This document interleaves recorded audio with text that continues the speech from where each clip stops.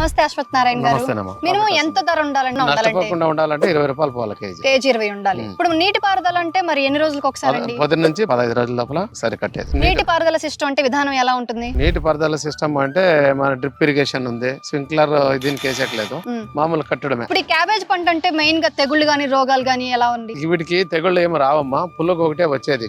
ఆ పులుగు మందు 15 రోజులకు ఒకసారి మనం స్ప్రే చేసుకుంటా ఉంటే అది పులుగు ఒకటి పడనీయకుండా ఉంటే బాగా కంప్లీట్ గా పంట బాగా వస్తుంది. మనకి పంట సాగు చేయాలి అంటే స్టార్టింగ్ విధానం ఎలా అండి? 4 సార్లు దున్నుకోవాలి. వచ్చి 4 ట్రాక్టర్లు 20 టన్నులు ఎరువు, పశువుల ఎరువు వేసుకొని చెల్లుకొని తిరిగి సాల్ తోలిచ్చేసి, సాల్ తోలిచ్చిన తర్వాత మనము మొక్కలు తెచ్చుకొని నర్సరీలో ఆరడిచ్చింటాము. మొక్కలు తెచ్చుకొని నాటుకునేది. నాటుకొని 10 దినాలకి తిరిగి కలుపు మొక్కలంతాను తొగిడిచి లాగోడ వేసుకొని కలుపు మొక్కలు పీకేసుకొని సాల్ మూసిడిచి మళ్ళా తిరిగి డ్రిప్ ఇరిగేషన్ అయితే డ్రిప్ వేసుకునేది. లేదంటే సాల్ మాదిరిగా నీళ్లు పారేటట్లుంటే సాల్ తీసుకొని 15 రోజులకు ఒకటి కట్టుకొని 15 రోజులకు ఒకటి మందు కొట్టుకుంటే చాలా మంది.